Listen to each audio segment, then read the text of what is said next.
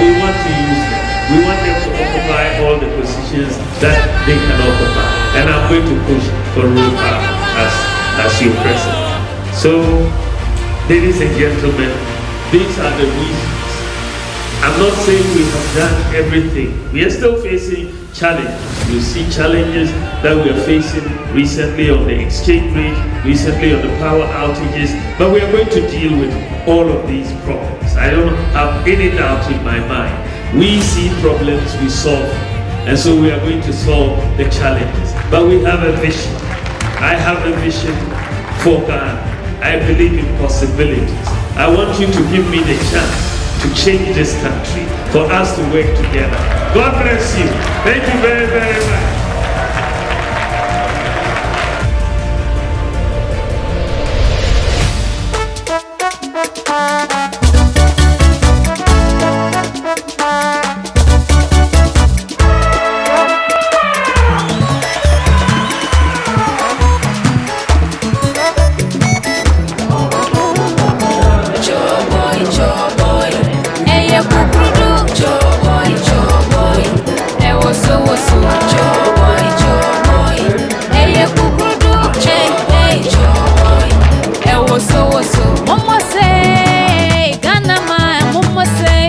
Bawumia na kwasu maburi ni daswebo. Mumose Ghana ma mumose Dr. Bawumia na kwasu maburi ni daswebo. Media mishe na miru Dr. Bawumia full of hope, humble and gentle, the visionary man. Oye maburi ni daswa yansore. The person in Cabo Mwani na Dr. Bawumia, the digital man, digital for simplicity and comfortability. Yepe Bawumia, Okromoti be Juma. Yepe Bawumia, Mr. Tuaba no man, the digital man. Okromoti be Juma, Kasa Upe Bawumia, Mr. Montu Abanoma, the digital man. Mama Okromoti nya Juma, Yepe Bawumia, Mr. Tuaba Promoti be Juma, Kasa Upe Bawumia, Mr. Tuabanuma, the digital man. Prima Prapo Yanim, yes I chibio, no turning back. Bawumia to us, in the Savannah region. Yepe Bawumia, not the region. The digital man, only a half region. Yepe Bawumia, Greater Accra and the Western. The digital man, Western North. Region, the digital.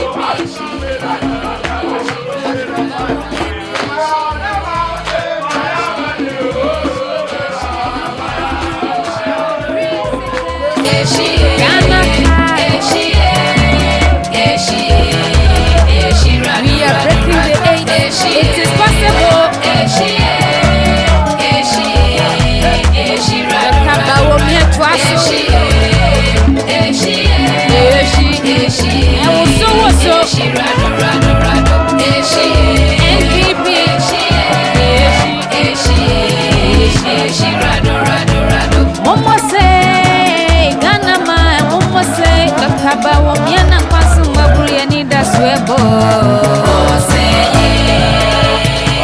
Mumose Ghana ma mumose Dr. Bawumia na kwasu maburi ni daswebo.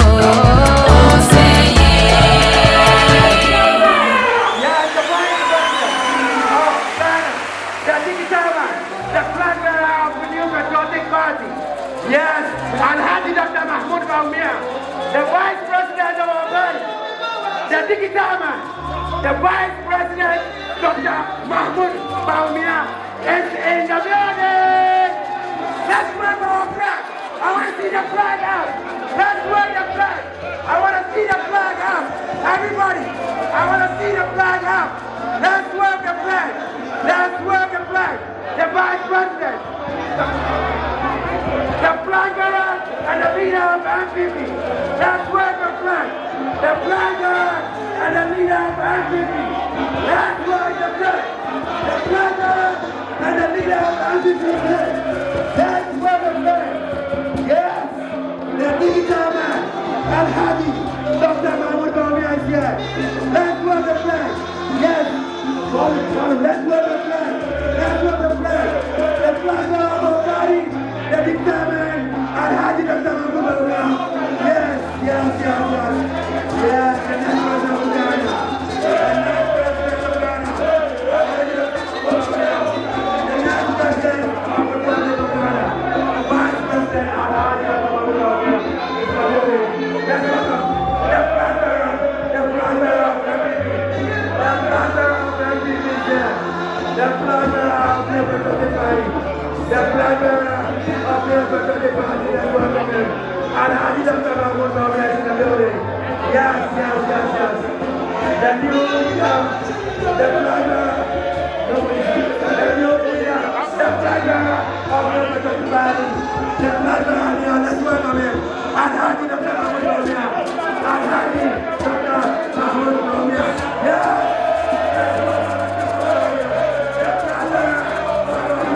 Let's love it.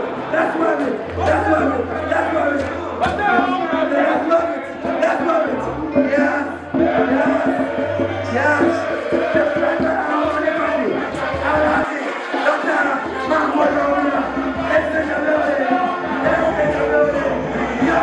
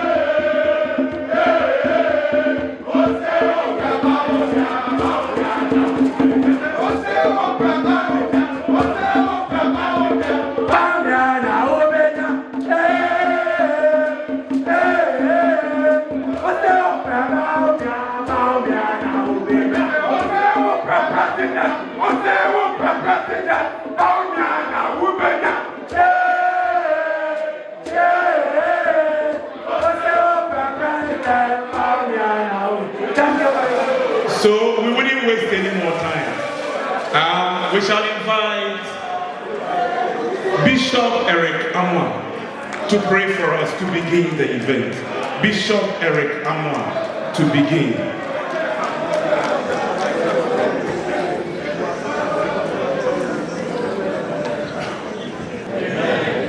Thank you very much for such a wonderful day and occasion in this Toronto City here for our town hall meeting with His Excellency Dr. Bawumia, coming all the way from Ghana to grace this our community here. And before we begin everything, I'd like to say Akwaba to our distinguished guests, Honorable Dr. Bawumia, and the High Commissioner for Canada, and all the leading dignitaries who are here. In such a occasion, we need to invite the presence of the Most High God, who will guide us through this in wisdom, in understanding. For in His presence, we have wisdom, we have understanding, we have togetherness, we have love. And that is exactly what we need here, so that our country, Ghana, might put on it better clothes for better times that are ahead of us. With that said, I'd like to humbly ask for you to please be on your feet for just this moment as we commit this gathering, this town hall meeting into the most capable hands of the Almighty God. Father in heaven, Most High God, we thank you for such an opportunity as this, that we should gather as a community to welcome the Vice President of our country, the leading dignitaries, the kings, the chiefs of our community, the clergy, and all those who make our community. That for this momentous occasion that we meet together in this town hall meeting, we pray for your presence, for it is only through your presence that we have peace. It's only through your presence that we have love. It is only through your presence that we have dignitaries, we are dignified among ourselves. Thank you, and we ask that your spirit take absolute control of the meeting. Bless all those who have come, and may our questions be truthfully answered. We thank you in all this, in the name of the Father, and of the Son, and of the Holy Spirit. And all shall say, Amen. Thank you. What amazing time. Thank you. So we are quite behind time. Sharp. So at this juncture, we will sing the Ghana National Anthem, the Canadian Anthem, and then we'll do the NPP Anthem. Kukrudu! Moaha. Yanya Bakukam. Kukrudu! Room Papa, can I hear the room resound again? Kukrudu! Okay. This means morale for the two anthem. Can we please have the Ghana National Anthem, and then shall we be on our feet, please?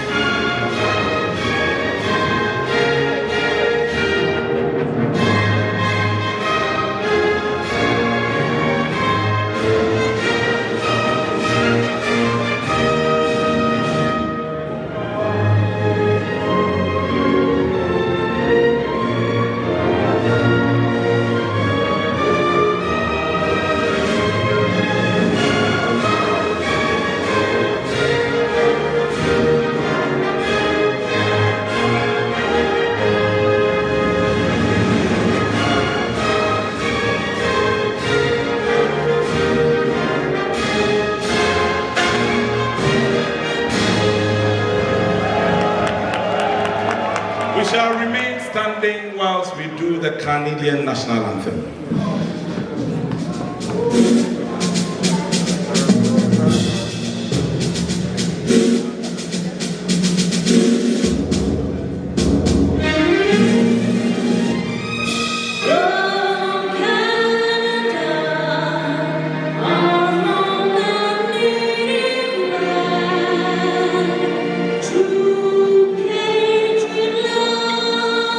In all the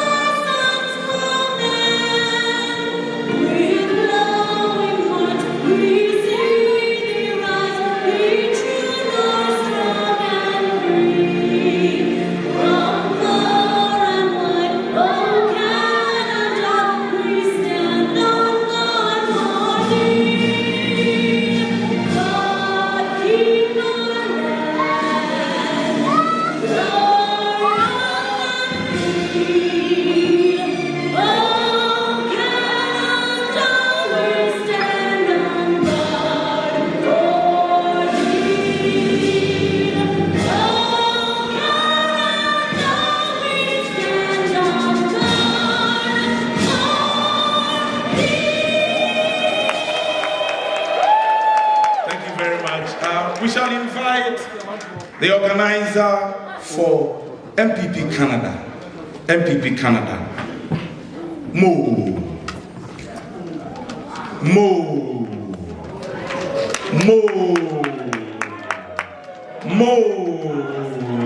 Yakubu Al-Hassan. He's going to lead us to do the NPP anthem.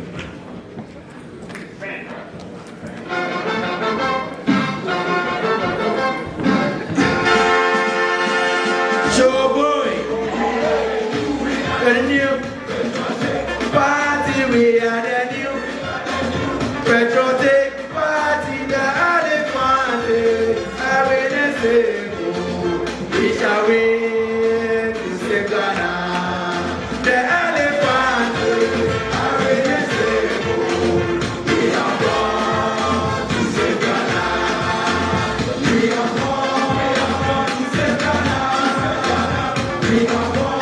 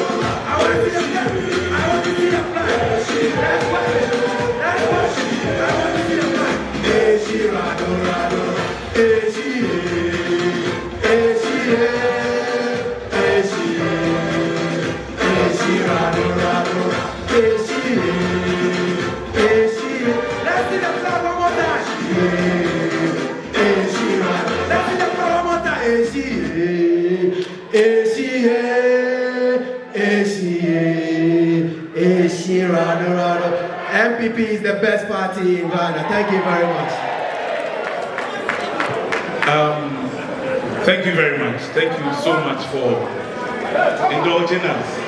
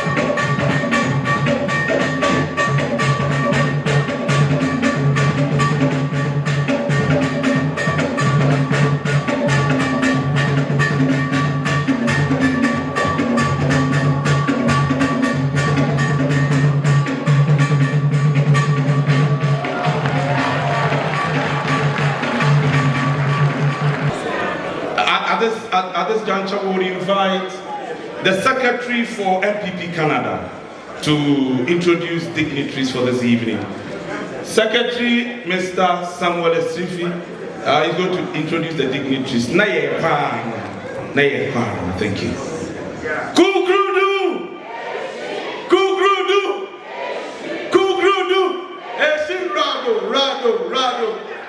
the leader of our party. My big brother from Asante Fidase, Dr. Mahmoud Bawumia, the Nkosohene of Asante Fidase, where I come from. The High Commissioner, His Excellency Anthem Soa, the General Secretary of the New Patriotic Party, the chairperson of NPP in Canada, the Iron Lady of our party here in Canada, Mrs. Vicky Osu and Sam, the most powerful regional chairman of our party, Chairman Bernard and Chibua Siaku, aka Wutumi, the Deputy Foreign Affairs Minister of our party from Asante Mampong, my MP, Honorable Amprachu, the President of the Ghanaian community right here in Toronto, Mr. Diodu, the Director for External Affairs of our party, Mr. Amponsans Tonash,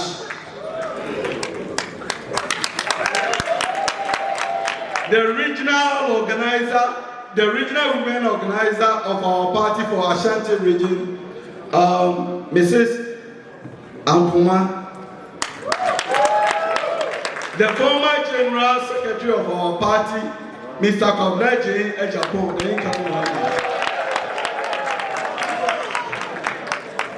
All protocols observed.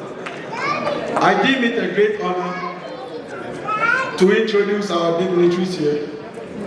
Mr. Momo Vanchiri, Mekanchi. Yes, we have executives of NPP Canada present here with us. I am the branch secretary, Momo Musama. Introducing me. We have the chairman of NPP Toronto chapter and the director of communication for NPP Canada branch, Reverend Father Kenneth Corson, right here. We have the women organizer of NPP Canada branch, Mrs. Philomena Siodu, right here with us. We have the deputy organizer, women organizer of NPP Canada branch, Mrs. Mingo, Jemima Mingo with us. We have the deputy director of communication of our branch with us, Mr. William Agoto. We have the Nasara coordinator of NPP Canada, Professor Ababa, with us. We have the CEO of State Housing Company with us, Mr. Ampofo, aka Virus. Thank you for coming.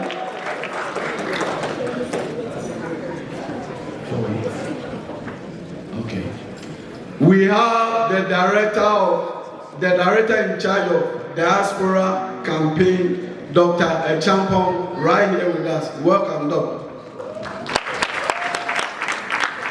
We have the CEO of Ghana Libraries with us.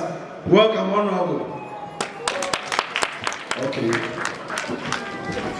We have Honorable Suleimana Tampuli Al-Hassan, Deputy Minister of Transport. Welcome, Honorable. We have the Executive Secretary to the Vice President, Honorable Augustine Blade, right here with us. Honorable, welcome. We have Director in charge of Special Projects and Investments, Dr. Alolobu Taka Al-Hassan. Welcome, Honorable. We have Dr. Gideon Buaku with us, who is the spokesperson to the Vice President. Vice President, Eka Bibinemo Antiasia, of Penia Ochrechi, and Dr. Gideon Buaku. We have Mr. Yusuf Kominini with us. Welcome to Canada. Dr. Kwesinyami, are you here with us? Thank you for coming. We have Mr. Kofi Tonto, who is a political assistant to the Vice President, right here with us. Kofi, where are you?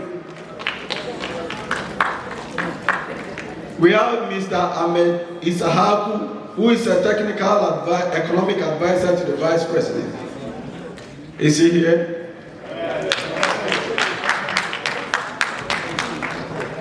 We have Dr. Patrick Ada, who is the head of research and elections for NPP Canada. Thank you for coming. We have a lot of dignitaries right here, and we want to appreciate everyone for coming. As far as NPP Canada is concerned, we have Madam Benis Ajay, who is a Director General of Management, Development and Productivity Institute. Thank you for coming. She's one of us. Yes, on this note, I want to hear. Thank you. Okay, so NPP Canada has a lot of chapters. We have the Toronto chapter, which is headed by Reverend Father Kenneth Kosa, the mother of all chapters. The NPP Toronto chapter, as a matter of fact, was established in 1991 and it was inaugurated in 1992. It is a motive NPP Canada, a 32nd anniversary. Nancy Cherny said, NPP, Nafruma, Eshe Toronto. As a matter of fact, the founder of NPP in Canada, Mr. Kenny Tiamwa, is right here. Honorable. Yes.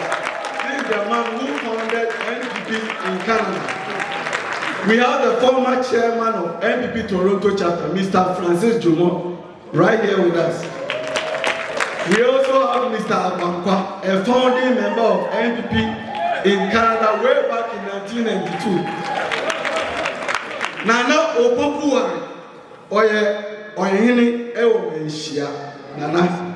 He is also a founding member of NPP in Canada. Nana Akwabu. Mr. Christian Boa, a former organizer of NPP Toronto chapter, is right here with us. The vice chairman of NPP Toronto chapter, Nana Yao, is right here with us. We also have the former chairman of NPP Toronto chapter, former financier of our party in Canada, Chairman Christian Echampo. Thank you for coming. Nana Sarewa, and then the director of Royal Bank of Canada, who happens to be the treasurer of our party in Canada, is right here with us. He's the chairman of our fundraising committee. Mr. Francis Amwakon is right here with us. Thank you. At this time, we would invite the chairperson for Canada, Mrs. Victoria Usuaka, the Iron Lady. The founder of NPP Canada and other founding members present. Members of our great party here in Canada, our friends from the media fraternity, clergymen and women present, Nananom, Nime, Name, Togbeo, Mamao, distinguished invited guests, ladies and gentlemen, all protocols observed. It is indeed an honor and a great privilege to have you all here at this historic occasion, the 32nd anniversary celebration of the inception of the NPP in Canada, under the theme, Consolidating Our Gains in Breaking the Eight, the Role of Diasporian Patriots. A deep reflection upon the 32 years of our party's presence in this nation reminds us of the need to reorganize ourselves and consolidating our democratic gains under the Fourth Republic. We are also reminded by the presence of our illustrious and visionary flag bearer, Dr. Mahamudu Bawumia, that the Ghanaian diaspora can make a significant positive impact in the development history of Ghana. I make these remarks to remind all of us present that Dr. Mahamudu Bawumia was once a student here in Canada not too long ago. Your Excellency, ladies and gentlemen, permit me to use Nehemiah's story as a metaphor. He was a Jewish leader who supervised the building of Jerusalem in the mid-5th century BC. He and many other Jews lived in and worked in Persia, a foreign country just like us, living here in Canada. Jeremiah was concerned and lamented the desolate state of his home country following its destruction by the Babylonians. Your Excellency, all Ghanaians living in Canada are seriously concerned about the many woes of our beloved country. As Nehemiah offered himself and asked for support to build his home country, so is you, Dr. Mahamudu Bawumia.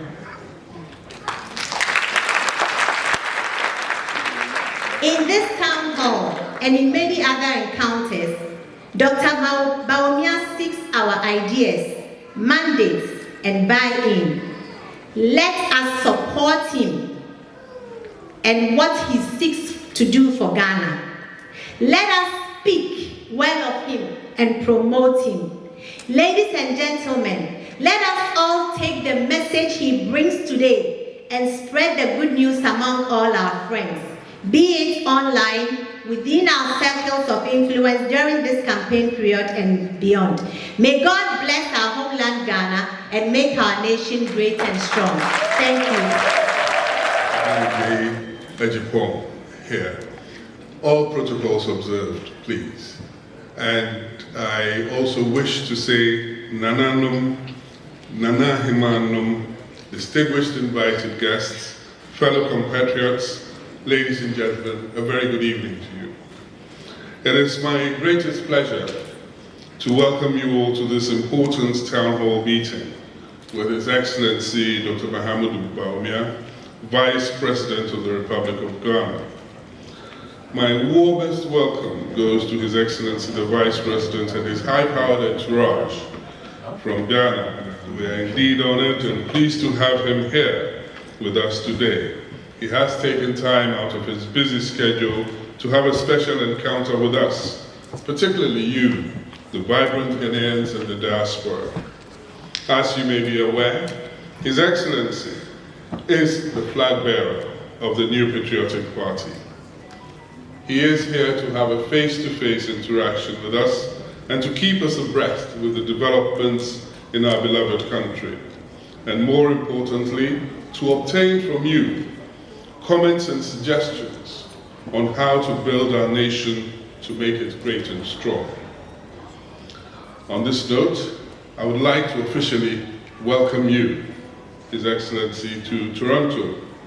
You have already experienced the warmth and hospitality of the Ghanaian public since you arrived, and I don't want to say more about that.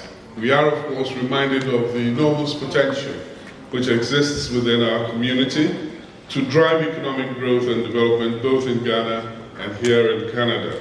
Together, we can continue to build on the strong foundation of partnership and friendship that exists between Ghana and Canada. I think I've spoken as a High Commissioner, wouldn't you agree? But now I have to revert to type. So here goes. Kukrudu! Kukrudu! Kukrudu! In December, we are having an election.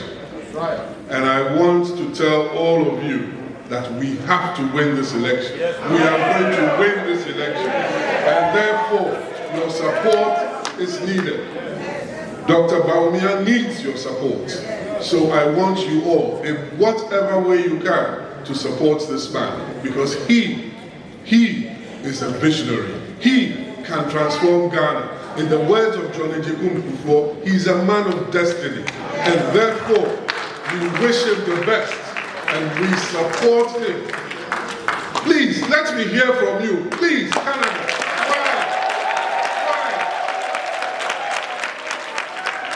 Here with NPP Canada at 32. Next month we are going to UK, and then it follows. In all our programs, the leader of our party, the vice president, amid his tight schedule, has availed himself to all our programs.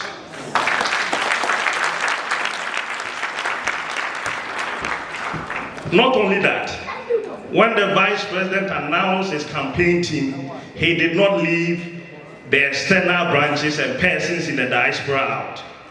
Currently, we have a committee, the diaspora committee of the national campaign team, as part of the national campaign team. And I think we should give a round of applause for His Excellency for doing that. I have with me the chairman of our diaspora campaign committee, Dr. Pesie Champon. Doctor, if you can give us a rise, let us see you. It's important. Yes. And so in the coming days, we'll be coming to you with a number of programs, a series of initiatives that would all come together to rally behind our flag bearer towards the election. And persons in the diaspora, members of our branches, let us all rally behind our candidate, do the needful, get involved, and let us make history in December 2024. Assalamu alaikum. Thank you.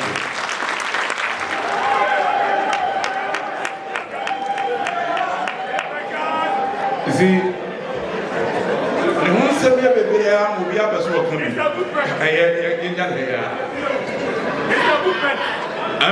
MPP will say yeah.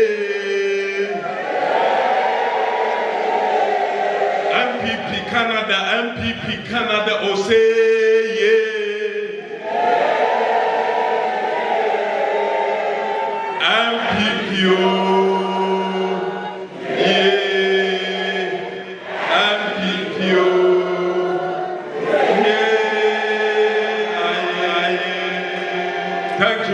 Thank you. And I'm supposed to speak English, but the way you are chairperson, I spoke. I want to withdraw my English.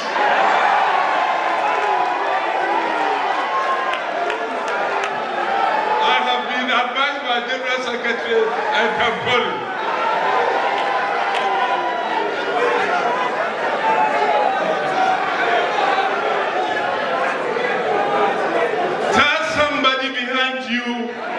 Tell him we are winning 2024 elections. Tell him we are winning the 2024 elections. It's non-negotiable. We are winning. We are winning the elections. We are winning. We are winning the elections. Let me tell you, Canada, our leader, Dr. Bawumia, and the Vice President of the Republic of Ghana, and our flag bearer, he has a vision and he has a plan for Ghana. He has a vision for us to win the election 2024.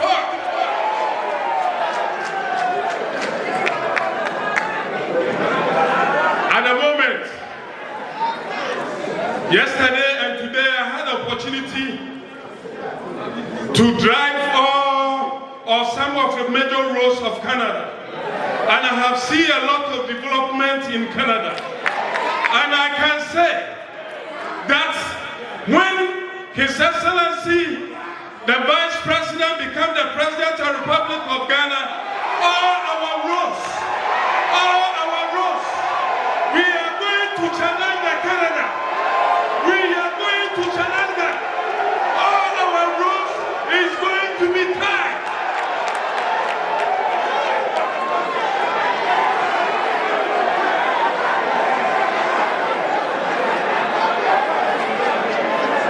You see, our leader 4 days ago, I was with the president, Nana Akufo-Addo. This is what he told me.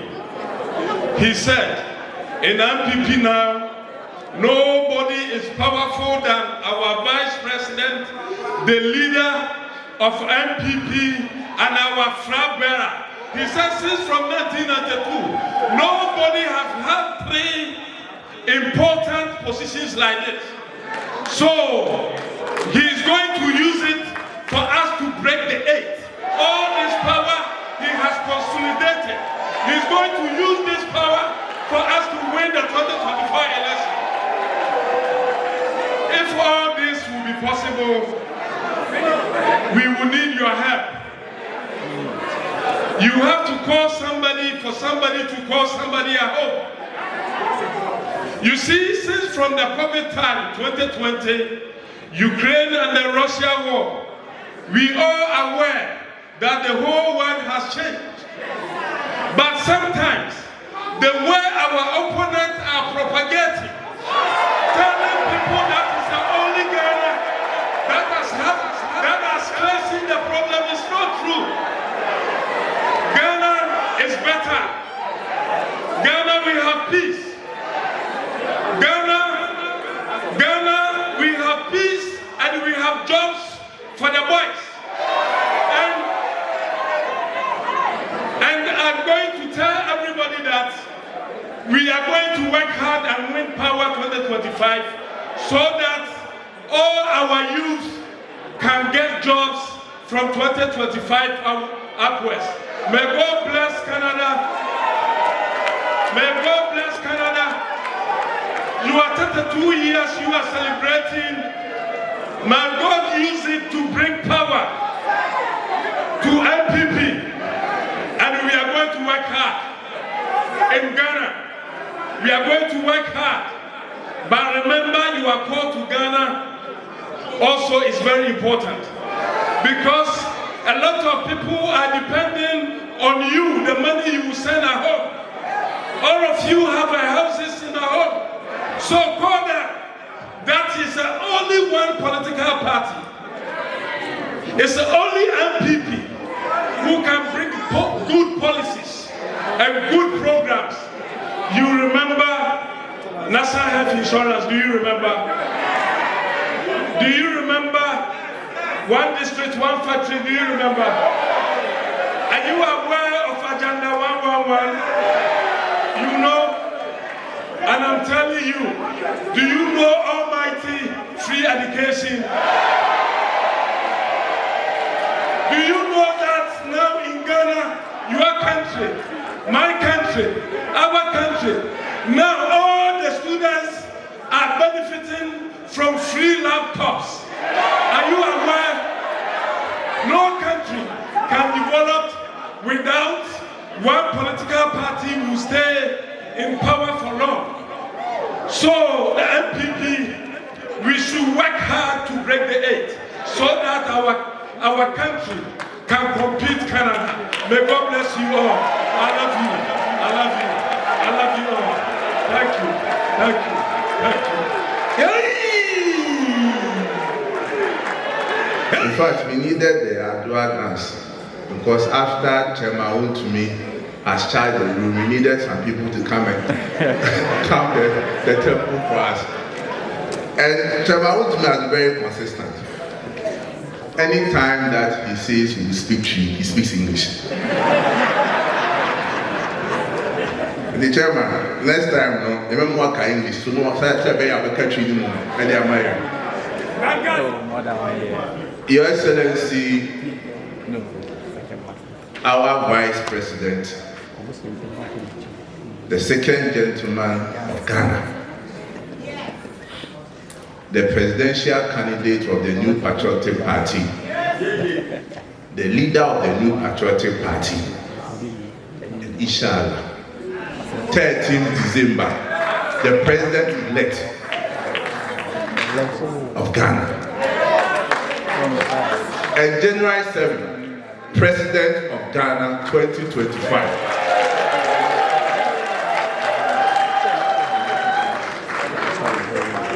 our High Commissioner, Ministers of State, and our Chairperson, Regional Chairman, Ashanti Region,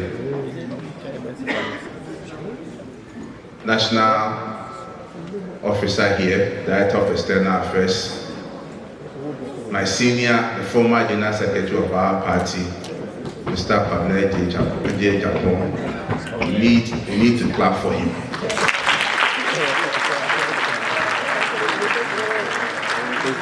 He was one of the astute personalities who contested with our Vice President in our party's presidential primaries. And I can say, after the contest, everywhere Vice President has been to, everywhere Vice President has gone to, he has always been free.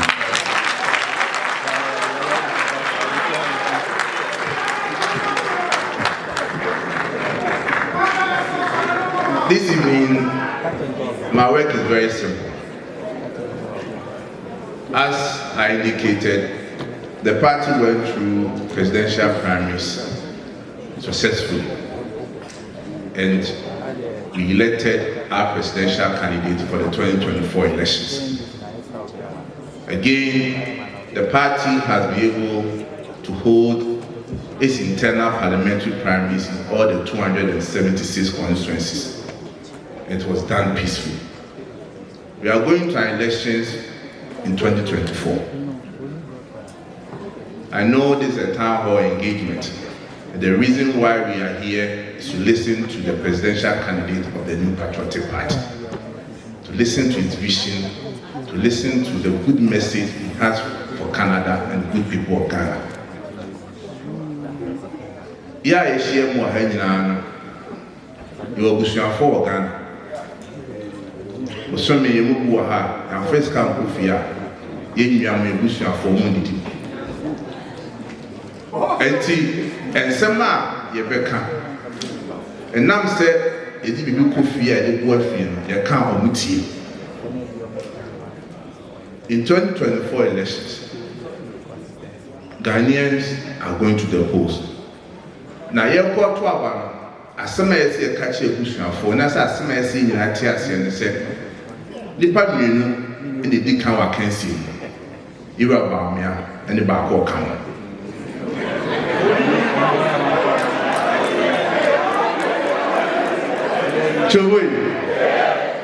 You see, you're about me and the Bako Kama. The cry woman said, there is a saying that in elections, you vote for someone that you can hold accountable. Your 12 will be a say, be bit my son, see a 12 mama, and you do mama. And how do you make a person accountable? The person can only be accountable to you when he knows that he will come back to you again. Pastor Meboa. Say, oh, 12 mama, now you say you feel 9, mess up our whole bima. Sebi.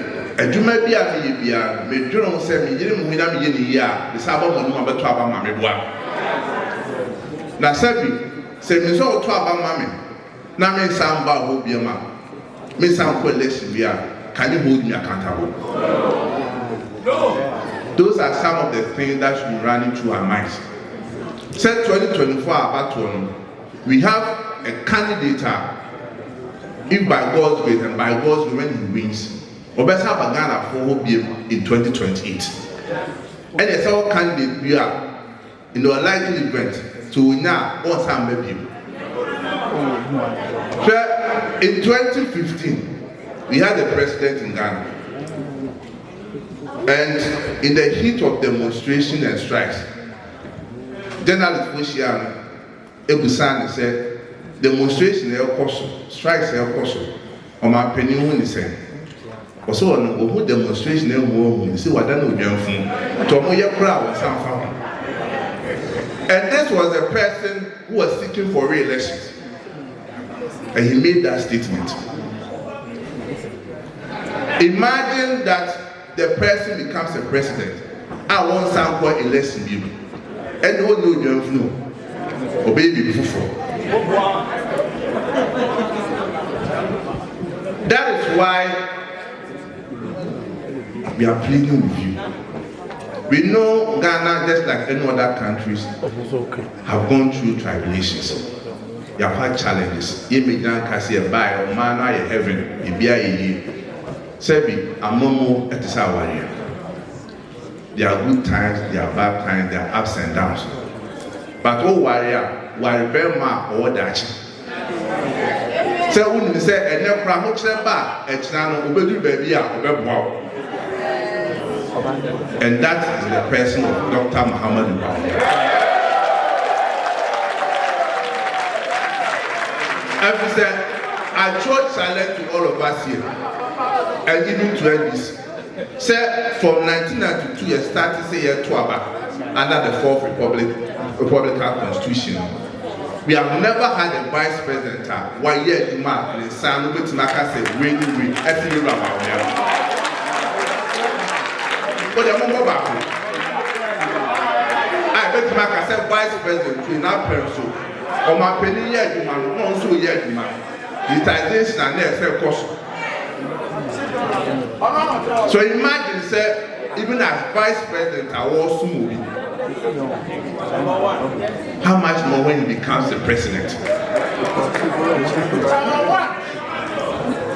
That is when he will also be implementing his own vision. And I can assure you that the person I'm coming to introduce to you, the person that I'm marketing to you, say, see, you're doing a Dutch, the person man calling no man is here, or no any senior wish to focus. Say, Empo, I would say, if yes, baby, in Canada, in 2017, it was some gas. And for boy in 2017. Now we said some now, no difference. Bet 100% maybe. You can't rent now mutual 2017. And then but the difference in them. And Sebi, I hold said here, if we are self and then now, a cost. But what means that what so? And find them for so. And go to a bar, a best how. That they be when I go on my knees, I thank God that in the midst of all this tribulation, we have NPP as government. Had it not been for NPP, and they were home, and I can call it a buyer. Yet now, man, for almost 4 to 6 years. Do so. Satan not COVID anymore. Satan not problem anymore. And then Ghana, under Ira Kufadu and Ira Bawumia, for 7 years, Omoma and Kenya continuously. Now we are Kenya started selling, and we are looking at Mansu. But not Ghana for us starting complaining. But I can tell you that it's not as a solve Kenya problem in our Ghana. So I can also assure you that no matter the trouble, no matter the challenges, we still have the competent people to turn things around in the country. The challenge is we are going, heaven knows where we are going. We know we will get there.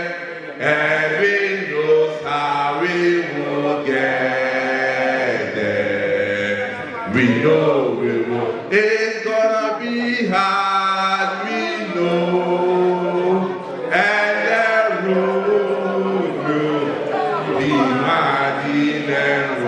But we will get there. Heaven knows how we will get there. We know. We will stand ovation. Let's welcome the incoming president of Ghana, Dr. Alhaji Muhammad Bawumia.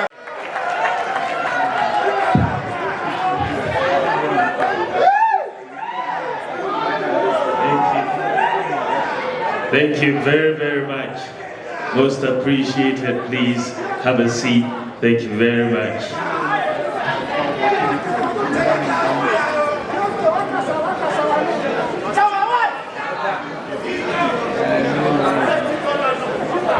Our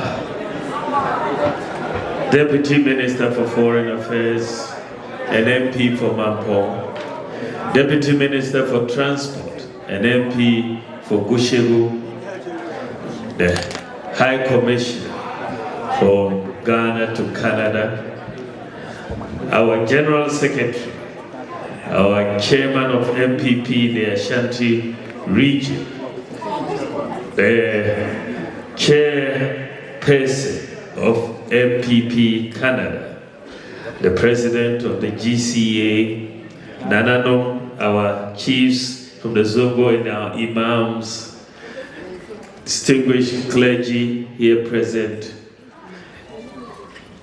fellow Ghanaians, as my boss will say. I am so happy to be here in Toronto today and to be amongst you this evening. I arrived this morning and I've been engaged in a series of meetings. And I'm here on the occasion of the 32nd anniversary of NPP Canada. It is an important anniversary and you have done a lot. Please give yourselves a clap of it. I came also at the same time to the United States to commemorate the 30th anniversary of NPP USA. And so when Vicky came to my office in Accra and said to me that you would like for me to be here as you celebrated this particular anniversary, I thought that it was very important that I honor the invitation. And so I have been able, in a way, to kill two birds with one stone. I have been to Washington, D.C. to celebrate with the NPP USA, and today I'm in Toronto, Canada to celebrate with NPP Canada. I felt this was so important for me to be here. As you know, I'm in the middle of a campaign. I'm going around the country. And I have suspended the campaign to come here and be with you. Tomorrow, I'll return to Accra after this particular meeting. So I'm very happy to be here. As you know, I am the candidate, the presidential candidate for the New Patriotic Party for the 2024 election. Against all odds and against what most people thought, the NPP elected me to be the flag bearer and the leader of the party. And the role that we have, the task I have and all of us have, is to win the 2024 presidential and parliamentary elections. It is something that is, in my view, very, very important for the country. This evening, I want to share with you why you should vote for me to be president and for the NPP to be in the parliamentary majority as well. I want to take you a little back and sort of lay out why I believe that I am the best candidate to be president of the Republic of Ghana. You will all know that when we came into power or came into government in 2017, we had had 8 years of the rule of our opponent, the opposing party. 8 years. And sometimes we are said to have short memories. But it is very, very important. sometimes for us to remind ourselves, what was it like when they were in government? Because a lot of the times we take things for granted. We had very high unemployment for good reason. Agricultural productivity had collapsed, basically. Industrial productivity, after 4 years of doomsday, had collapsed. You had a cancellation. I mean, you should understand that our opponents never faced COVID. They never faced the Russia-Ukraine war. There was no global economic crisis. But our economy went into crisis. Low agricultural productivity, low industrial productivity. They had to cancel teacher training allowances because the economy couldn't afford. They had to cancel nursing training allowances. We had the 3-month pay policy. Many children were unable to attend senior high school because their parents could not afford for them to do so. Even chalk in school was a problem. This is generally the background against which we came into office in 2017. But what has happened since 2017? A lot has happened. We've had a major global crisis from 2020 with COVID coming on, 2022 with the Russia-Ukraine war, major increase in the cost of living. And we are still seeing the effects globally of what has happened across the world. And Canada is no exception. We are all seeing the high cost of living across the world.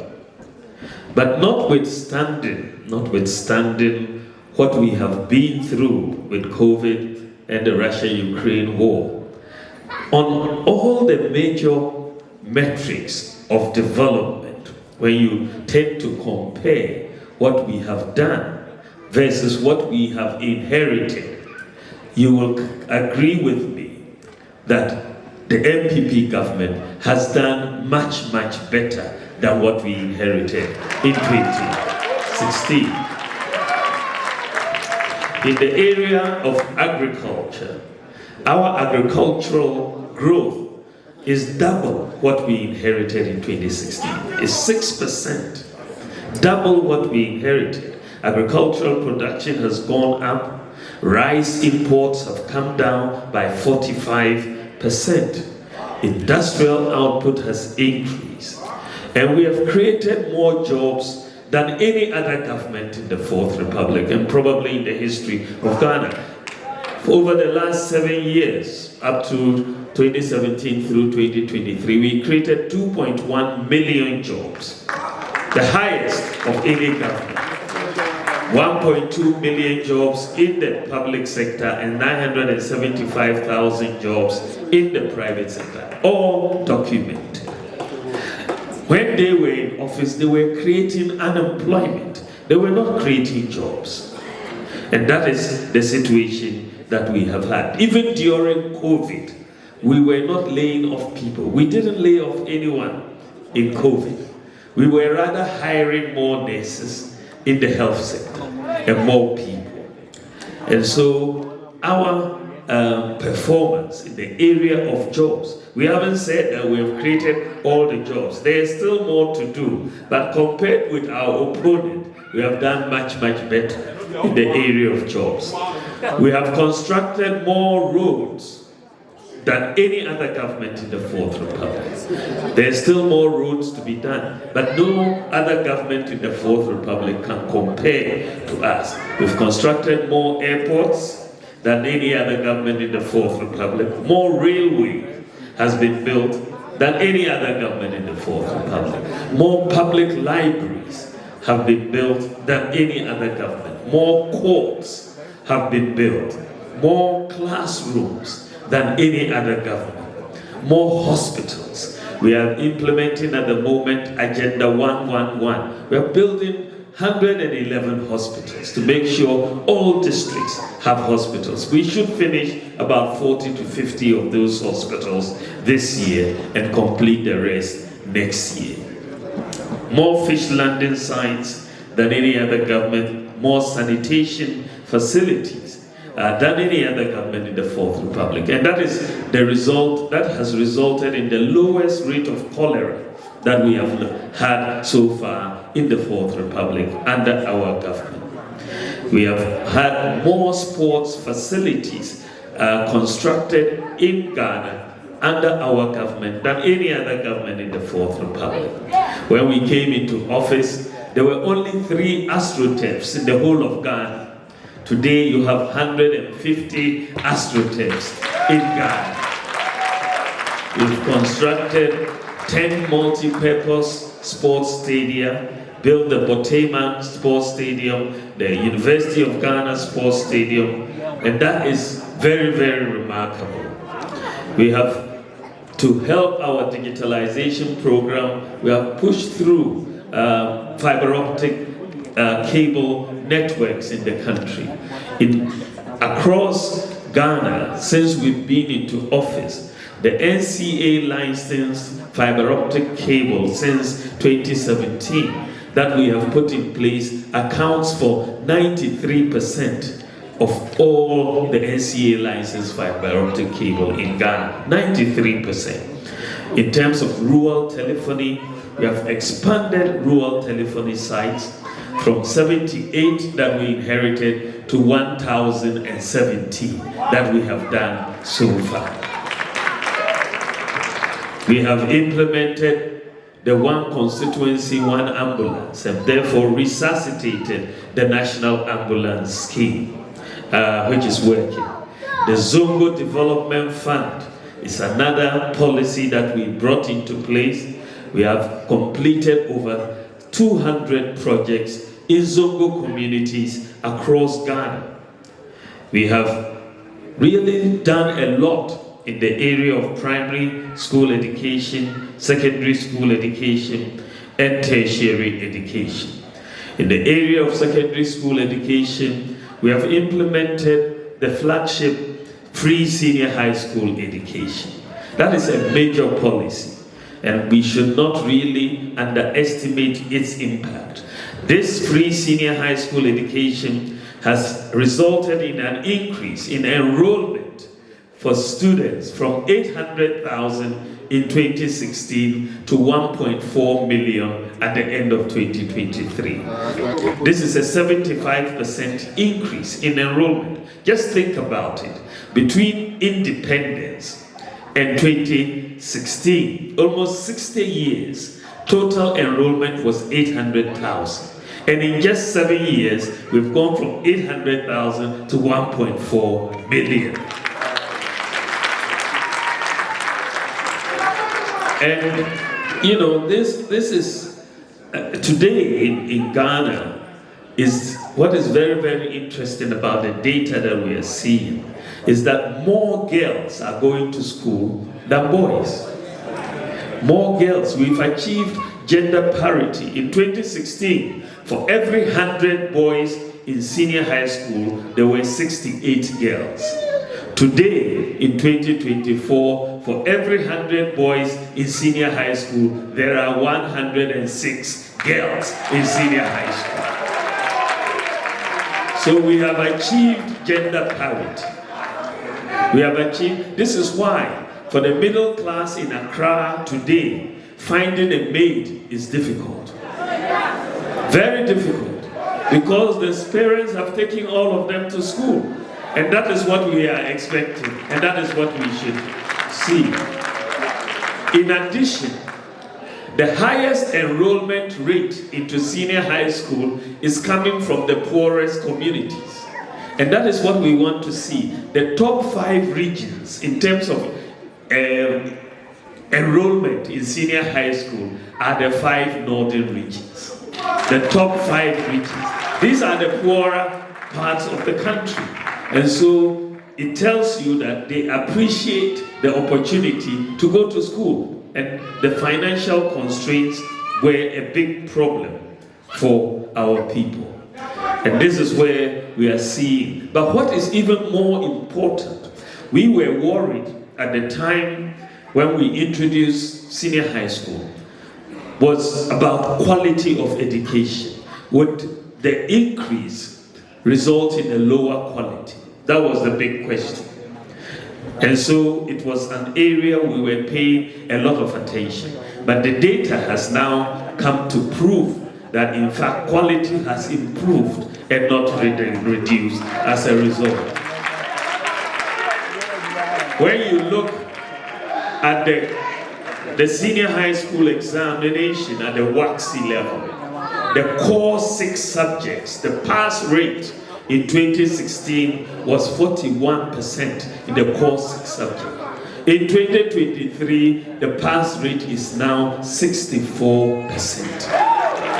From 41% to 64%. So clearly, the data is very clear. We have also now started STEM school education. STEM schools. We are building 10 major STEM schools. If you see them, you may mistake them for universities. They are doing robotics and so on. Very recently, and I'm talking of weeks ago, our students are very, very much solid and competent in the STEM area. Prepper College won the World Robotics Competition. The whole world. A few years ago, Mamfi girls, Methodist girls, also won the World Robotics Competition. They beat Germany, the US, Korea, Japan. They beat all of these countries. So our students, we are sort of getting them into STEM.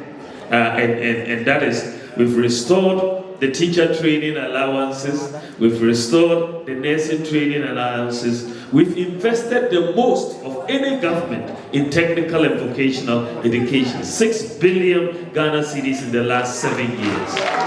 TVET education. And in addition to that, we have made TVET education free, along with senior high school education, free TVET education, and that has increased TVET enrollment from 60,000 to 159,000. And so we are really moving a whole lot in the area of education. And so recently I launched the one student, one tablet for all the senior high schools. And this is something that not even in many advanced countries they have done. But we are looking ahead. We are looking at the 4th Industrial Revolution.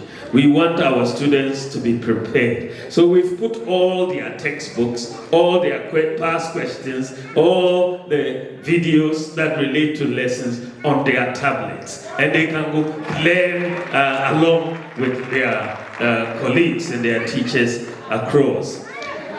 So far, this is some of the record. I'm just saying in terms of the regular metrics of development, you say, what have they done? In terms of those regular metrics, schools, roads, classrooms, and all of that, we are way above. But that is not sufficient. When we came into office, we knew we had to do more than just the regular things. We needed an agenda for transformation of the economy.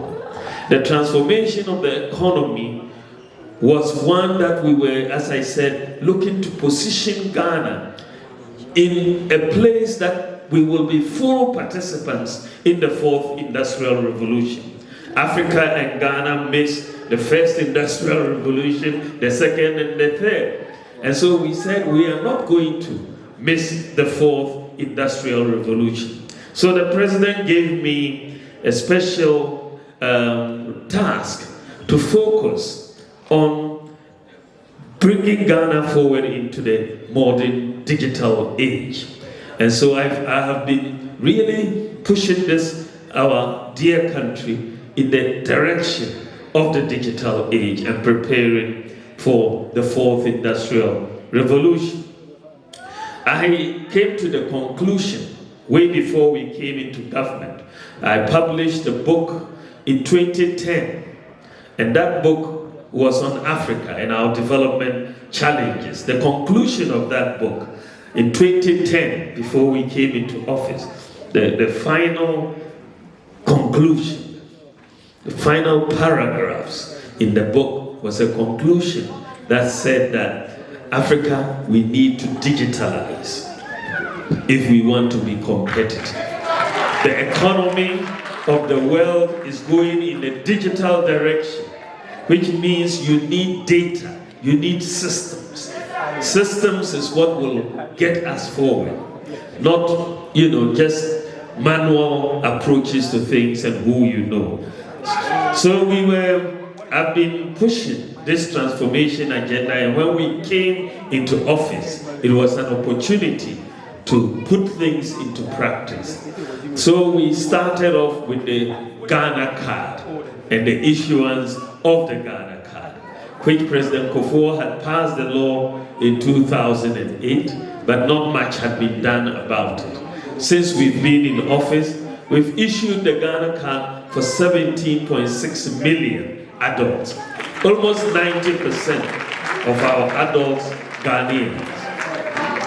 And that is very major because it's providing a unique identity, digital identity. Your fingerprints, your iris is all there. Nobody can change their age. No more football age, or normal age, or pension, SNIT age, or whatever. We now have a single source of truth. And that is very, very important. That with the Ghana card, we are able to use it to check corruption, especially in the area of ghost names. Ghost names has been a challenge for us since independence because people were appearing on payroll and not actually doing the work. So I decided that we have to make sure everyone on public sector payroll has a Ghana card ID. Because the Ghana card ID means you must have fingerprints, but ghosts don't have fingerprints. So immediately we asked for that linkage between the Ghana card and the workers. The ghosts ran away. They ran away. Right? In Ghana, it was a big problem. How do you get a unique ID? There was no unique ID. Even applying for a birth certificate was a problem. And so we have integrated the database of the National Identification Authority, the Ghana Health Service, and the Births and Deaths Registry. So today, if a child is born in Ghana, any hospital, and you take the child for weigh-in, we say you go for weigh-in because by that time they would have done the outdooring for the child. Now you take the child for weigh-in. At weigh-in, we will give the child the Ghana card number and birth certificate number at the same time. And that is working now. And this year also, we are going into the schools because now we are taking care of the babies. There's a missing middle between the 6 and the 15-year-olds who are in school. So we are going to issue Ghana card IDs to all in school so that we have 100% of the population covered. And that is really going to be very, very interesting. We have also made sure that our Ghana card is ICAO certified. We went through the processes. We came to Montreal. The High Commissioner, our ambassador, led the team that went to the ICAO headquarters in Montreal. And Ghana went through, our Ghana card went through all the tests and is now an ICAO certified travel card.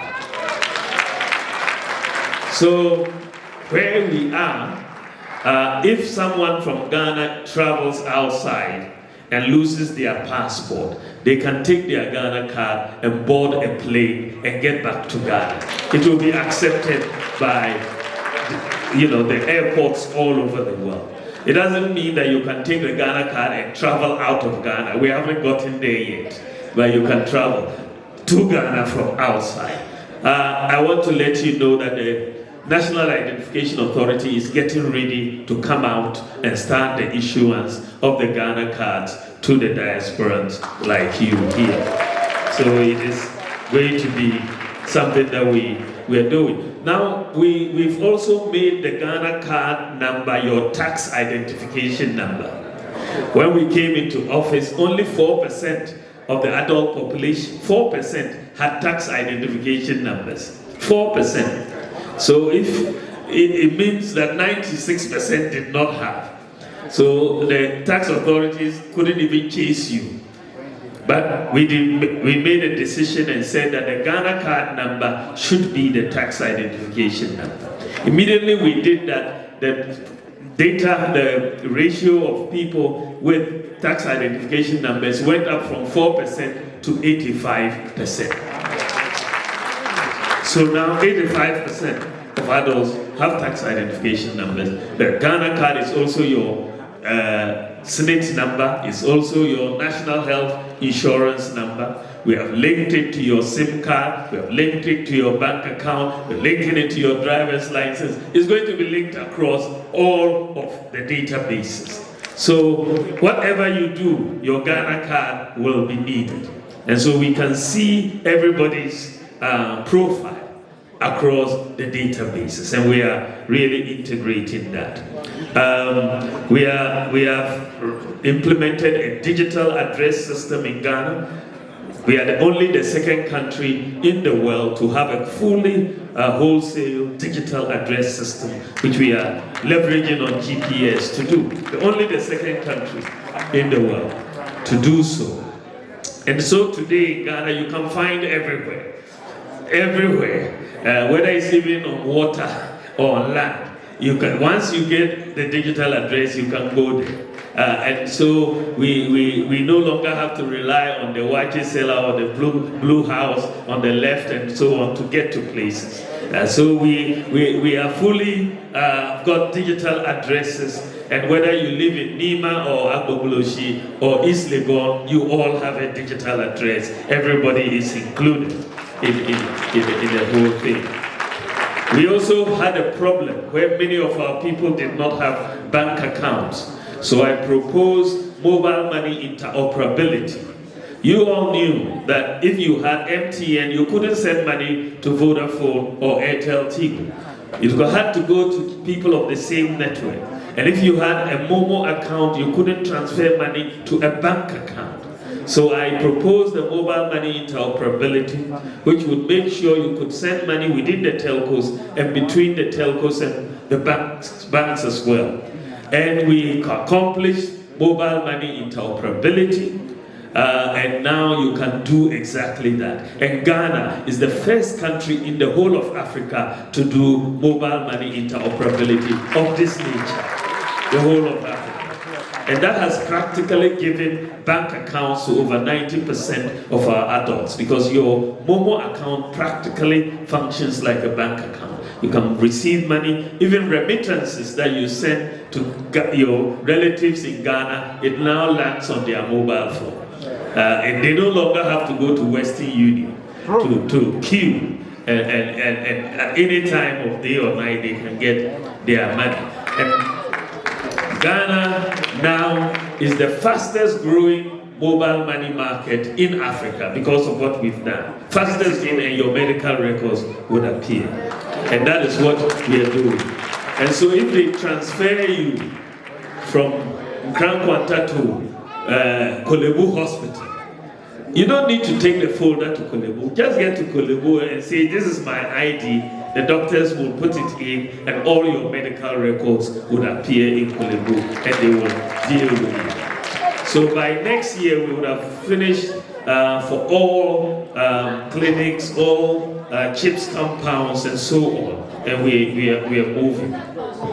One other major development that we have done is something which is very important for the economy that did not exist before. And we are going to be launching it very, very soon. in the next couple of months. But the work is done, so I want to talk about it. What differentiates the developed countries from our countries like Ghana and many other African countries is that there is a working credit system in the developed countries. So when they pay you $1,000, the credit system allows you to spend up to $10,000, isn't it? Everybody has an individual credit score, isn't it? Everybody has. So if you're a bad borrower, your credit score is poor. If you're a good borrower, it's good. And so the assessment by providers of credit will really go through the credit scoring and decide whether to give you credit or not. This is what underpins the credit system. But this is what we did not have in Ghana. So nobody was prepared to give you credit except at very high interest rates. It's because everybody was assumed to be a bad borrower. And so we started looking at this whole issue and we started making sure, because we didn't have the database and the systems, but now we have a unique ID. We have that ID linked to your bank account, linked to your SNED, linked to your DVLA, and all of that, your health, all the key records. And so the credit reference agencies, and now also the mobile money, your SIM card is also linked to your Ghana card ID. So now Ghana, our country, our dear mother, Ghana is now ready in a few months' time to begin individual credit scoring and therefore a credit system in Ghana. So we will launch it not long, but that means that anybody pretty much with a Ghana card, you can check your credit score. And the financial institutions and so on will be providing credit score, using that credit score to determine whether they will give you. That's a big game changer for us. It's something that we haven't had. We will be the second country in Africa, in sub-Saharan Africa, after South Africa, to have individual credit scoring in Ghana. We'll be the second country. So that is really what I want to touch on in the area of the things that we have done to try to move Ghana into the digital age, into the fourth industrial revolution. There's a lot more that we are going to do, and I might touch on one or two of them because of what we have done. But the point I want to make is that as Vice President, I have been able to champion and initiate over 30 policies that I can list as Vice President. In fact, 33 policies, as I counted. Recently was the Kayaye hostels that we did for the Kayaye. 33 policies. My opponent in this election cannot list one, a single policy that he has been able to bring up as Vice President. One policy. So the score line currently is 33-0. It is 33-0. So we have a long way to go for him. So now the other reason why I want you to support me in my bid for the presidency is the vision that I have for Ghana. What I want Ghana to do. I'm a believer that with God all things are possible. It is possible. I believe that Ghana can be an advanced country. I have demonstrated that we can do even better than the advanced countries if we put our minds to it and work hard. I'm not intimidated by technology. I use technology to help our people. And so this is the direction I want to move Ghana into, to really believe in ourselves, to take Ghana on the journey of possibilities. A lot of the things that we have done, many people thought we couldn't do it, but we have done it. We've made it possible, but we can do more. I want us to focus on agriculture. Agriculture is a major area that we can do a lot more in if we move into commercial, mechanized, and irrigation-driven agriculture.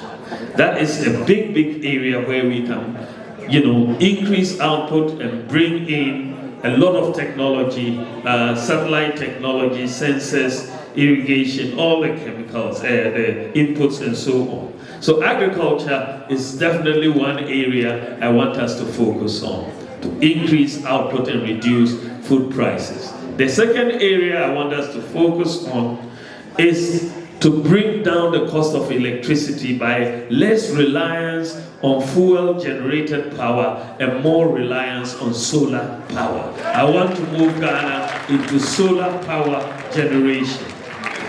Solar power generation, I want Ghana in the next 4 years to add 2,000 megawatts of solar power. That is more than half our consumption.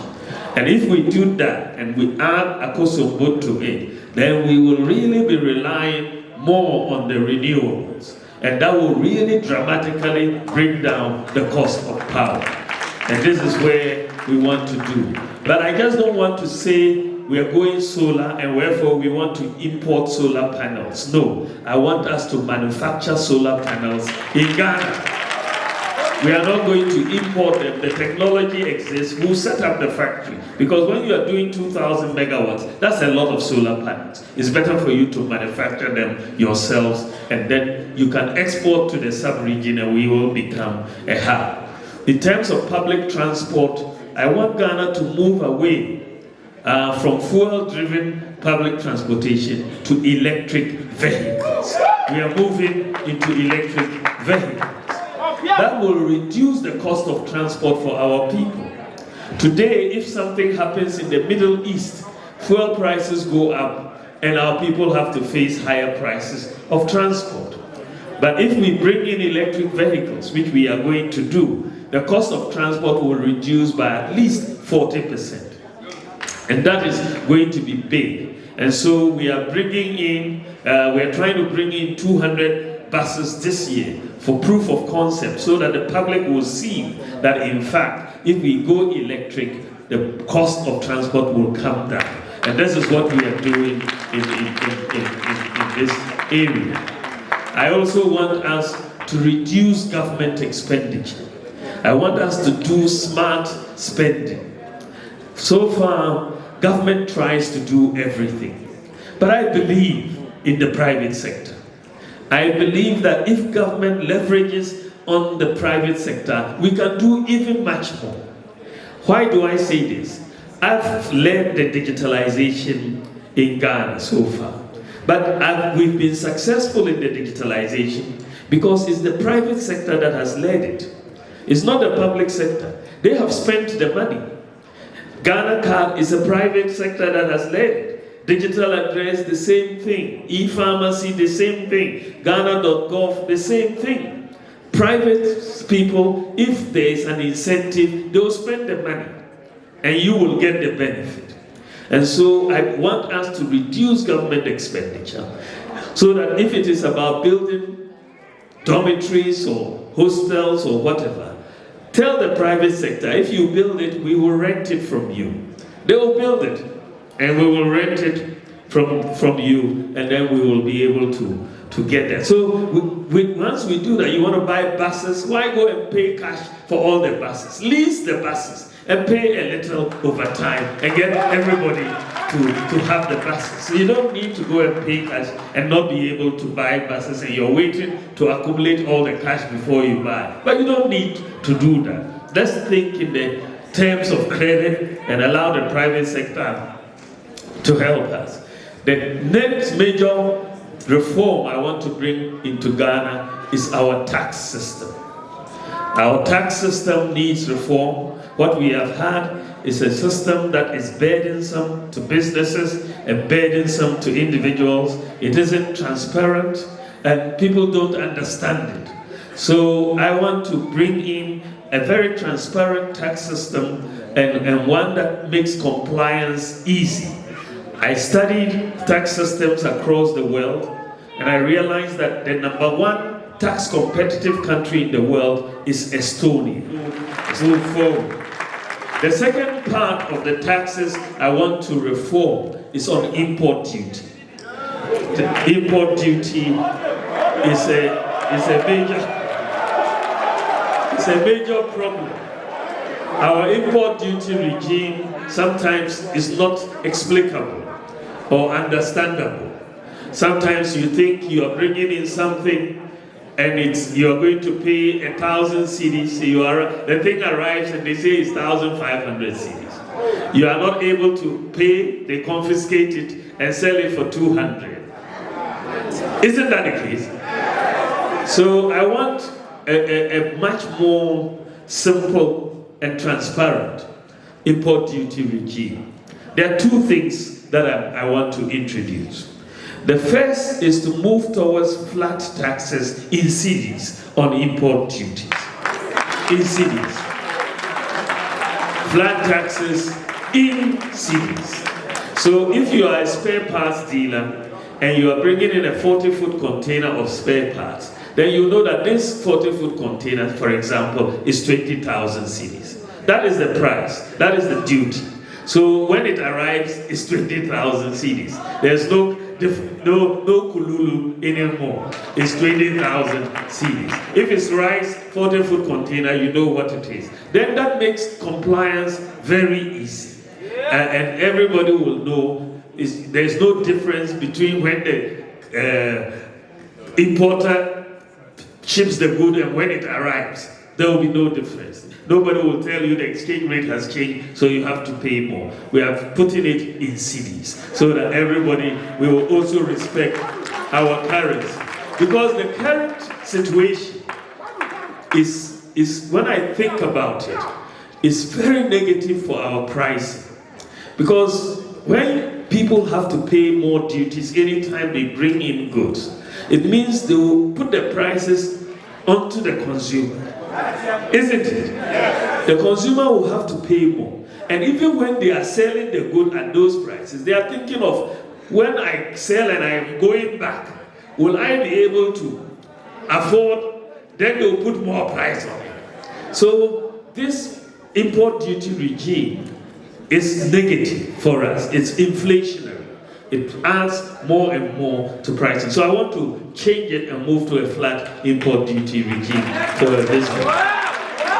The second reform I'm bringing, the second reform that I want to bring is that if you look at Lomé Port, Togo, you see that a lot of people are smuggling containers through Lomé because our duties are higher. Isn't it? So they will take the good to Lomé, clear it, and then smuggle it into Ghana. So we don't get the duty. Isn't it? So I am going to stop that. And what am I going to do? I'm coming up with a new policy, which is saying that Ghana's import duty cannot be higher than that in Lomé. It cannot be higher. Immediately we set the ceiling. It can be lower, but it cannot be higher. Immediately we set that ceiling, like the ghost disappeared, the smugglers will also disappear. Because there will be no incentive to smuggle, because ours will be lower or the same. So then you have incentive to bring it through Tema. The small duty, we will also get some, and then we will get more predictability in our. So we want to realign. Our duties will not be higher than Togo. I also want to make the process of passport application very simple in Ghana. We are not utilizing our digitalization. When we were doing the Ghana card, I asked for the passport form. And when we looked at the passport form, I said, make sure all the questions on the passport form are also on the Ghana card. So basically, the information you are looking for on the passport form is also on the Ghana card. So if that is the case, then why go again to go through a whole long process of passport application if you have the Ghana card? So the new policy is, if you have a Ghana card, all you need to do is to pay the fee for the passport. You don't need to apply anew for a passport anymore. You just pay the fee and then show where the passport needs to be delivered, and it will be delivered, and we will move on. Another area where I want to really push, and we are starting now, but we want to really push, is digitalization of the land records, land titling in Ghana. Land is one major area where all of us suffer. I mean, especially you in the diaspora, you are not on the ground. You try to buy land and you are scammed. You don't know if the person actually owns the land. Most of the time they don't. And many people are scammed. Many people need land guards when they are building because the title is not clear. So we are going to move on and allow complete registration of all the lands. Even the chiefs who have big tracts of land. Registration is a problem because paying the registration fee discourages registration. So we will waive the fee, allow them to register, and anytime they sell, we'll get our money from that. So we want everybody, the registration of all land will be a major piece of infrastructure for Ghana, because if you don't have genuine title, how do you develop a mortgage market? You can't develop a mortgage market in Ghana because the land title is not clear. And so we are going to digitalize the whole land registry, map the whole of the lands in Ghana, so that even if you are sitting in Canada and somebody offers you a land, get the coordinates, put it on your mobile phone, and you'll be able to tell who owns that particular piece of land and whether they are able to sell it to you or not.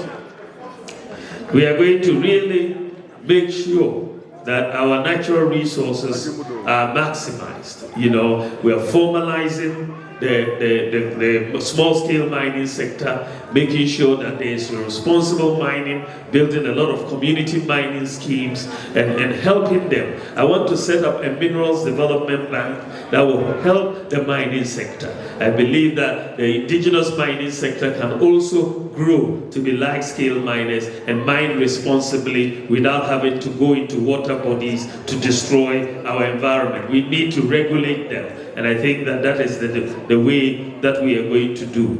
One major area that I want to also do, because we are very close, because we've done a lot of digitalization of the government agencies. We have 1,517 MMDAs. So far, we have digitalized and placed on the Ghana.gov platform, 1,507 of them, out of 1,517. Over 99% of our MMDAs are on the Ghana.gov platform. And now I want to make sure that we bring blockchain technology to help stop corruption in the public sector. Blockchain technology will make it very difficult for anybody to alter any records, and we will have the clear view in terms of the chain of transactions. So you can't go to the land registry and they will tell you your records are missing, or someone will steal the file or change the data. It will not happen. So we want to use blockchain technology. Dubai said that they wanted to be the first blockchain-powered government in the world. I also want Ghana to be the first blockchain-powered government in Africa. And we are going to move to do that and make sure that we do that. Tourism will be a major focus of mine, sports, the creative arts, pharmaceuticals, and of course, digitalization. I want our youth in Ghana to have digital skills. That's the only way we're going to break through. And Ghana is at the forefront. And we want to train 1 million youth in digital skills, in coding, in software development, software engineering. They don't really need to have gone to university or even polytechnics. They just need to be able to read and write. And we can teach them how to code. And they've got an affinity for it, and we'll do it. I also want to assure you being a product of the diaspora, that I am going to push for the implementation of ROPA in Ghana when I become president. I'm really going to push it. I believe in that bill, and I want us to utilize the talents of all our citizens abroad, all of them. And they are very talented, and we want to use them. We want them to occupy all the positions that they can occupy. And I'm going to push for ROPA as your president. So, ladies and gentlemen, these are the reasons. I'm not saying we have done everything. We are still facing challenges. You see challenges that we are facing recently on the exchange rate, recently on the power outages, but we are going to deal with all of these problems. I don't have any doubt in my mind. We see problems, we solve them. And so we are going to solve the challenges. But we have a vision. I have a vision for Ghana. I believe in possibilities. I want you to give me the chance to change this country, for us to work together. God bless you. Thank you very, very much. أعوذ بالله من الشيطان الرجيم بسم الله الرحمن الرحيم السلام عليكم ورحمة الله وبركاته. Peace be upon you all. May Allah bless you, protect you and guide you, Mr. Vice President and flag bearer. I pray that all of you who come here safely return home safely. May Allah be your guide to your hometowns and your places. I say, Allah, all the places belong to Allah. The merciful and compassionate Lord of this world, to you we pray, to you alone we pray, to you alone we seek sustenance. Guide us to the right path. The path that those you bestow your favor on them are on. Not the path of those who are under your anger or went astray. Subhanaka Allahumma la sharika laka ya Rabb. Subhanaka Allahumma bihamdik. Astaghfirullah wa atubu ilayk. Wa sallallahu ala sayyidina Muhammadin wa ala alihi wa sahbihi ajma'in. Wassalamu alaikum wa rahmatullahi ta'ala wa barakatuh. May Allah take you all home safe, inshallah.